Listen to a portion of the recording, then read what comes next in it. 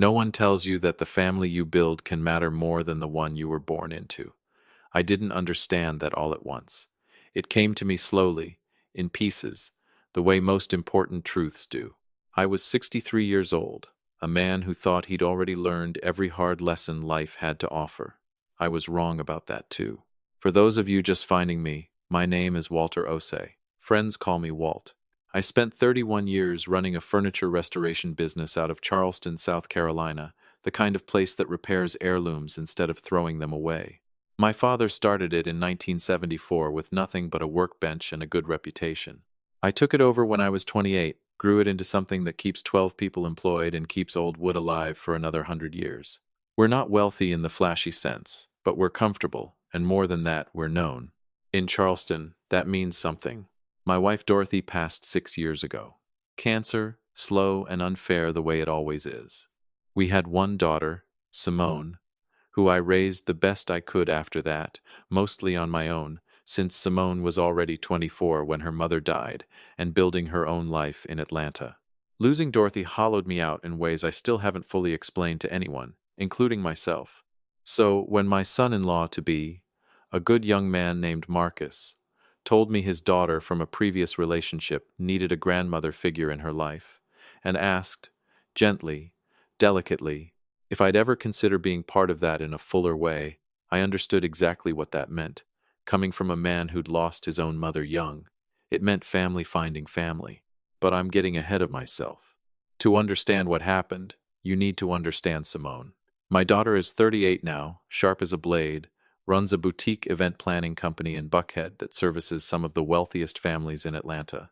She built that from nothing too, which made me prouder than almost anything else in my life. She gets that from her mother Dorothy could walk into any room and leave it better organized than she found it. Simone has that same gift, plus an edge her mother never had, a hunger to be seen as having arrived, not just as having worked hard. I noticed that hunger years ago and told myself it was ambition. I didn't want to call it anything else. Simone met a man named Preston Wakefield at a charity gala for the Atlanta Symphony 18 months ago. Preston came from old money, real old money. The kind with a family name on a wing of a hospital and a grandfather who'd been ambassador to somewhere European in the 70s. Simone called me the next morning, practically breathless, and I hadn't heard her sound like that since she was 16. 3 months later, she brought him down to Charleston to meet me. He was polite, well-spoken, shook my hand firmly, and looked me in the eye when he did it. I liked him fine. I liked him enough. 7 months in, he proposed on a private balcony overlooking Piedmont Park. She said yes before the question was even fully out of his mouth, same as her mother had done with me 40 years earlier at a much less fancy Waffle House parking lot. I laughed when she told me that detail. Some things really do run in families. I want you to understand something about me before I go any further into this. My wife and I raised Simone with one rule above every other rule. Family shows up. Doesn't matter what shape the family takes. Doesn't matter if it's blood or if it's chosen, if someone is yours, you show up for them every single time, no excuses, no exceptions. I built a whole life, a whole business, a whole reputation, on the idea that the people who matter to you deserve to be treated like they matter. To this day, I don't understand how I nearly missed the fact that my own daughter had stopped believing that. Welcome to the channel, my friend. Settle in, because this story's going somewhere, and I think you'll want to see where. Hit that like button, and tell me in the comments where you're tuning in from tonight. It means more to me than you know that you're here. Here's what I need you to understand about Simone before anything else. She wasn't cold. She wasn't cruel. She was warm, funny, the kind of woman who remembered your birthday and your kid's recital and called just to check on you. She made me feel, every single time I saw her, like I was the most important person in her world. So when the subject of her mother came up, and it came up early, because in my family, family comes up early, her answer didn't strike me as a warning sign. It struck me as a wound. My mom's not really in the picture, Dad, she told me one evening, maybe 4 months into the engagement. We were on the phone, and I remember I was sitting on my back porch, watching the light go orange over the marsh. She and I don't really talk anymore. She won't be at the wedding. Now, here's the thing, my late wife's name was Dorothy, and Dorothy had been gone 6 years, so I assumed, God forgive me, I assumed Simone was talking about someone else. A stepmother, maybe, someone from Preston's side. It took me a full 10 seconds of silence before it clicked into place. Simone, I said slowly, your mother's been dead 6 years. There was a pause on the line. A pause that, looking back now, told me everything, if only I'd known how to read it. I know that, Dad, she said, and her voice cracked just slightly. I'm talking about my biological mother, before Mom adopted me. I set my glass down on the porch rail. In 38 years, my daughter had never once mentioned a biological mother. Dorothy and I adopted Simone when she was 11 months old, through a private arrangement facilitated by our pastor at the time, and we had always been honest with her about it, the way you're supposed to be. She knew from childhood she was adopted. She knew almost nothing else, because there wasn't anything else to know. The birth mother had signed away her rights before Simone was a week old and had never once reached back out in 38 years. Until, apparently, 4 years ago, according to Simone. She found me on Facebook, Simone said. We reconnected. It didn't go well. She's manipulative, Dad. She only wanted money. I had to cut her off completely. I don't want her anywhere near my wedding, and I don't really want to talk about her anymore, if that's okay. I told her that was okay. I told her I understood. And I meant it, because I trusted my daughter, because she had never once given me a reason not to. What I hadn't accounted for was my own family. Not my family of blood. I only had Simone, but the family Dorothy and I had built around us in Charleston over 4 decades. A whole church congregation who'd watched Simone grow up. A whole neighborhood of people who'd fed her, taught her Sunday school, celebrated her graduations. In our world, when someone marries into the family, the whole community wants to meet the people who shaped them, not out of nosiness. Out of the belief that you understand a person better when you understand where they came from. And by month 10 of the engagement, the silence around Simone's biological mother had started making its own kind of noise. It came to a head on a Sunday afternoon in late August, at the monthly potluck we still hold at Mount Zion Baptist, a tradition going back to before Simone was born. My oldest friend, a retired judge named Cornelius Abrams, man's known me 60 years, married me in Dorothy's wedding party, baptized half the children in that fellowship hall. In some unofficial capacity, Cornelius doesn't have much patience for polite silence. He looked across the table at Simone, right in front of Preston, right in front of half the congregation, and he set his fork down. Simone, baby, I've got to ask you something. She smiled the way she always smiled, easy, warm. Go ahead, Uncle Cornelius. Where's your mother in all this? Your birth mother. I hear she's out there somewhere. The table went quiet the way a table goes quiet when someone finally says the thing everyone's been circling for months. Simone's smile didn't move, but something behind her eyes did. We're not in contact anymore, she said. It's complicated. I understand complicated, Cornelius said, not unkindly, but not backing off either.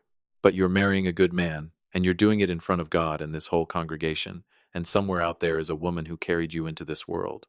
Seems to me she ought to at least be given the chance. Cornelius, I said. One word. Lo. He picked his fork back up. But the thing had already been said, and no amount of potato salad was going to bury it again. That night, after everyone had gone home, I found myself standing in my kitchen with a glass of bourbon I didn't really want, thinking about the tone in my daughter's voice when she talked about being cut off, manipulative, only wanted money. And for the first time in 38 years, I let myself sit with a question I'd never once needed to ask before. Was my daughter telling me the truth? I didn't confront her that night. I want to be clear about that, because it matters. I'm my father's son, and my father taught me something about timing that most people never learn. He used to say, Walter, the man who swings first in an argument has already lost the argument he could have won by waiting. A lie that's only half spoken is just a disagreement. A lie spoken all the way to its end is a confession. So I waited. For the next several weeks, I started listening differently. Not suspiciously, I want to be careful about that word, just more carefully. And what I noticed was that Simone had started mentioning a name. Regina Castellano. Her wedding planner mentor, she called her. A woman who'd taken Simone under her wing years ago when Simone was starting her business. A woman who was, according to Simone, basically the mother figure I never really had. Regina Castellano started coming up in conversation more and more. Regina thought the venue should have taller centerpieces. Regina had opinions about the seating chart. Regina had been at the same country club gala where Preston's parents had first really warmed up to the wedding. Small mentions. Nothing alarming on its own. But it had the particular texture of someone easing a name into a room before that name needed to matter. I looked Regina Castellano up on a Tuesday morning, sitting alone in my shop office with the door closed, the smell of varnish and old wood all around me the way it always is. She was 61 years old, ran a high-end floral and event design firm in Buckhead, drove a car worth more than my house, and was, according to 3 separate society page photos I found, a woman of considerable standing in a very particular corner of Atlanta, married to a retired federal judge. The kind of woman you'd want standing next to you if you were trying to convince a room full of Charleston church folk that you came from somewhere impressive. I sat back in my chair and looked at her photograph for a long time. That's when I understood my daughter wasn't just avoiding an uncomfortable truth. She was building a replacement for it. I want to tell you something about my daughter that I believe to this day, even after everything. I don't think she set out to become a person who erases people. I think she got scared, a long time ago, of being seen as less than the people she was trying to belong among. And she made one small compromise, and then another, until the compromises had a life of their own, and she couldn't find her way back to the truth without the whole structure collapsing. That doesn't excuse what she did, but it helped me understand it.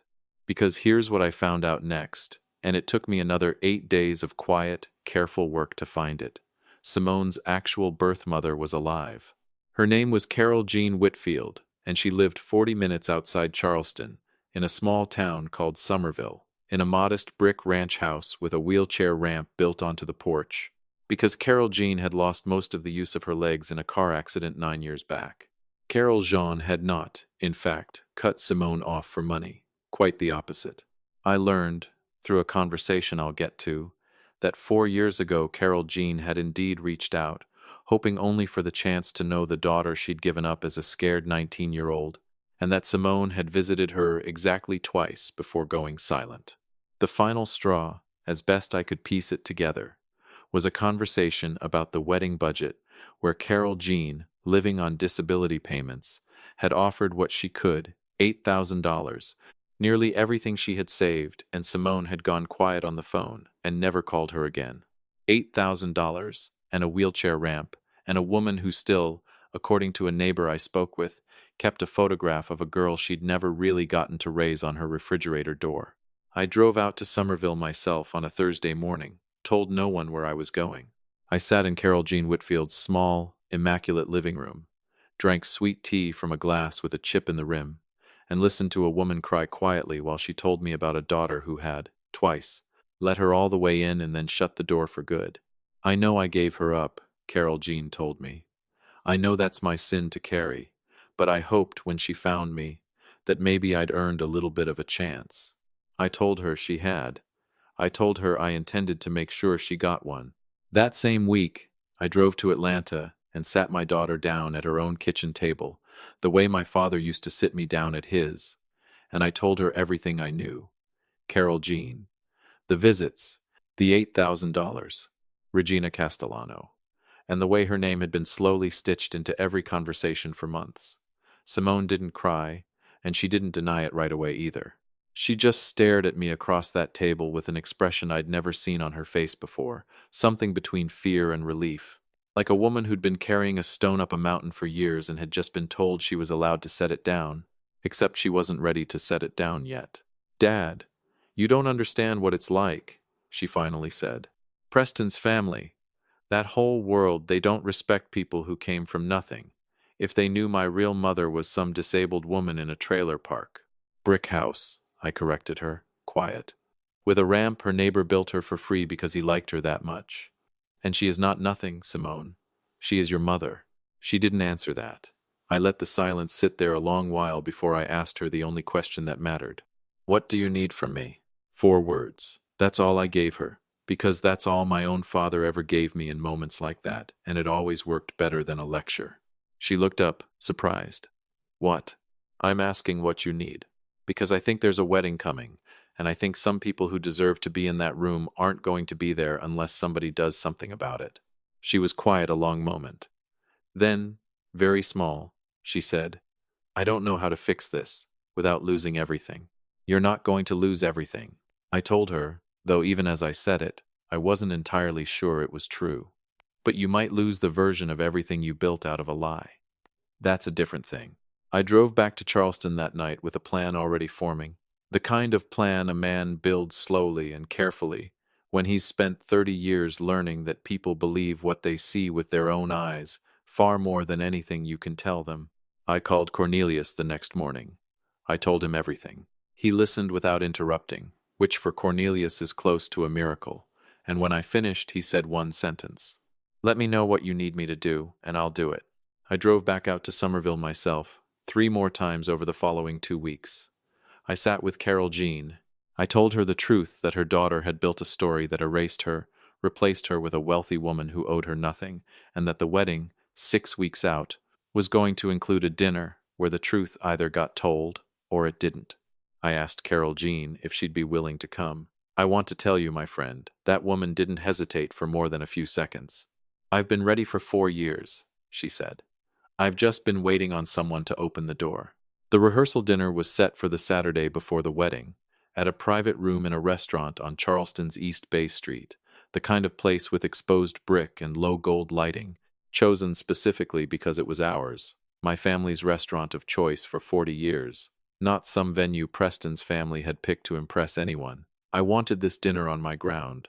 Simone, for her part, had already told Preston's parents that Regina Castellano would be attending as her mother figure, and had arranged, without my full knowledge until I found the calendar invite myself, an entire seating placement where Regina and her judge husband would sit at the head table, in the position reserved for parents of the bride. If you've been with me a while, drop a comment and let me know. And if this is your first time here, go ahead and hit subscribe because trust me, you don't want to miss where this one lands. For the 2 weeks leading up to that dinner, I moved with more care than I have moved through anything in my life, including the year I buried my wife. I coordinated quietly with Cornelius, who agreed to say nothing until I gave the signal, which, for a man who has never in 60 years been able to hold his tongue, was its own small miracle of restraint. I coordinated with the restaurant owner, an old friend named Desmond, who agreed to have Carol Jean and her home health aide brought in through the side entrance at the precise moment I texted him, and seated at a small table near the back until it was time.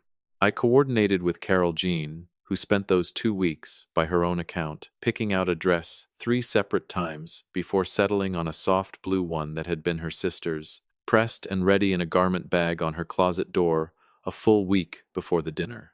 And I coordinated, most carefully of all, with myself, because I knew that the moment would come, in that dinner, when I would need to stand up in front of Preston's parents, in front of Regina Castellano and her judge husband, in front of my own daughter, and say a truth out loud that would either save my family or break it apart for good.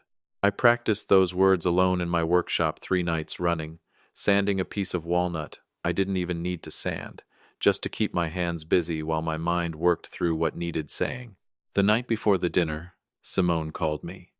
Her voice was different than I'd heard it in months, quieter, stripped of its usual polish. "Dad, are you going to do something tomorrow?" I didn't lie to her. "I'm going to do what needs doing, baby. That's all I'll tell you." A long pause. Then, "Okay, just that. Okay. Not a fight. Not a demand to know more.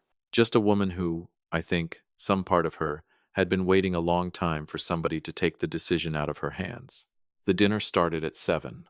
I arrived early, the way I always do, and stood near the entrance greeting people as they came in, the way my father used to stand at the door of his shop and greet every customer like they were the only one that mattered that day. Preston's parents arrived looking exactly like what they were old Atlanta money, warm enough, gracious enough, entirely unaware of the storm that was about to move through their evening. Regina Castellano arrived on her husband's arm, looking every bit the part Simone had cast her in. Silver hair, tasteful pearls, the easy confidence of a woman who has never once had to wonder if she belonged in a room. Simone came in glowing, in a deep green dress, holding Preston's hand, playing hostess to a room full of people about to watch her entire architecture come down around her. The meal went the way meals like that go. Shrimp and grits, done our way, with andouille and a little too much butter, the way Dorothy always made it. Wine poured freely. Preston's father asked me thoughtful questions about the furniture business. Regina complimented the flowers, unaware that Carol Jean, 40 minutes away and waiting quietly at a table near the kitchen door, had once cross-stitched Simone's name onto a baby blanket she still kept folded in a cedar chest.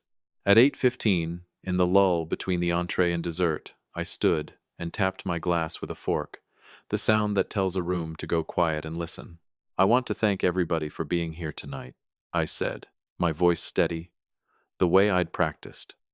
"In my family, a dinner like this isn't just a nice evening. It's a statement. It's us saying, these are the people who matter. These are the people who are real to us. We don't say that lightly." I let my eyes move slowly around that table. "My father used to tell me that the people you choose to bring into a room tell everyone exactly who you are." I paused. "So, tonight, I want to make sure we have the right people in this room." I gave Desmond the nod we'd agreed on. He walked to the side door and opened it. And Carol Jean Whitfield came through it, in her sister's soft blue dress, moving slowly with her cane, her home health aide a careful step behind her, her chin held high the way a woman holds her chin when she has decided, no matter what happens next, she will not fall apart in front of strangers. Simone saw her before anyone else in the room understood what was happening. I had positioned myself so I could watch my daughter's face, and I watched the color leave it the way water leaves a drain, fast, and then all at once. Her hand, holding her wine glass, went completely still. The glass tipped, just slightly, and Preston caught it without looking away from his fiancée's face. "Dad," she said, so quiet I almost didn't hear it over the room. "What did you do?" "I went to see her," I said, keeping my voice low, not performing for the room, speaking only to her now. 3 weeks ago, I drove to Somerville and I sat in her living room, and she made me sweet tea in a glass with a chip in the rim, and she told me about the last time you visited, and the $8,000 she offered, and how she hasn't heard from you since." Simone's mouth opened. Nothing came out. "You told me she was manipulative," I said. "You told me she only wanted money. But I sat in that house, Simone, and I saw a woman who gave everything she had, and got silence in return." I turned, gently, to Regina Castellano, whose face had gone very still, her husband beside her, frozen in the particular way of a man who has just realized he walked into something he wasn't told about. "Regina," I said, "I know exactly what my daughter told you, that her birth mother had passed, that she never really had a mother figure growing up and needed someone to stand in that place for her. She used your kindness and your good name to fill a seat that already belonged to someone else." Regina looked at Simone, one long look, the kind of look that doesn't need words because words wouldn't be enough anyway. Then she looked toward the side door, toward Carol Jean, and something crossed her face that was worse than anger. It was recognition, the specific recognition of a woman realizing the person she thought she knew does not, in fact, exist. Her husband set his napkin on the table, quietly, the gesture of a man who has decided there is nothing left worth saying.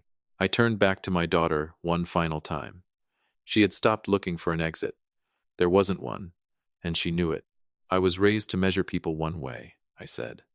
"Not by their bank account, not their address, not what car they drive, by whether they show up when it costs them something." Carol Jean drove, well, she didn't drive. Her aide drove her, because she can't anymore, since the accident 40 minutes tonight to be here, not knowing if she'd even be allowed through that door. By that measure, I know exactly who she is. I reached into my jacket pocket and took out the small velvet box I'd been carrying all evening. Dorothy's wedding ring, actually, the one I'd always told Simone would be hers someday. The one I had brought that night not as a prop for drama, but because I'd decided, driving over, that it belonged in the hands of the mother who'd earned it, not simply the daughter who'd been born to inherit it. I didn't throw it. I didn't make a show of it. I set it down gently on the white tablecloth in front of my daughter, the way you set down something you've carried too long and are finally ready to let go of. "This isn't a punishment," I told her. "It's a choice, and I think, Somewhere in you, you already know which one you want to make. Then I picked up the small bouquet of white hydrangeas from our own table centerpiece, Dorothy's favorite flower, the same ones we'd had at our own wedding 40 years before, and I crossed the room to where Carol Jean stood. She was fighting it. I could see that, the effort in her jaw, in the way she held her shoulders, the careful, shallow breathing of a woman holding something enormous and trying not to let it show in public. I held the flowers out to her. She looked at them, looked at me, and then looked past me to the daughter she hadn't held in 4 years. She took the flowers, and she broke, quietly, the way a dam doesn't burst so much as it finally, lets a little water through after years of holding it all back. Her aide put an arm around her before the first sound even fully left her. And then something happened that I hadn't planned, hadn't asked for, hadn't expected. Cornelius stepped forward from where he'd been standing near the back wall. I'd told him to stay silent until I gave the signal. And God bless the man. He'd held his tongue the entire dinner, which had to have cost him something, and he crossed the room and took Carol Jean's free hand in both of his. "Ma'am," he said, "I don't believe we've had the honor. I'm Cornelius Abrams. I've known this family 60 years, and I want you to know, you belong in this room every bit as much as anyone standing in it." Carol Jean nodded, unable to speak, and gripped his hand like it was the only solid thing in the room. I looked at my daughter one last time.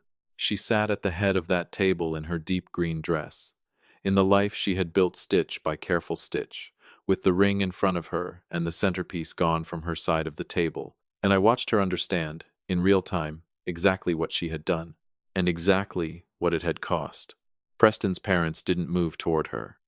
Regina and her husband gathered their coats within the minute, neither one looking back as they left.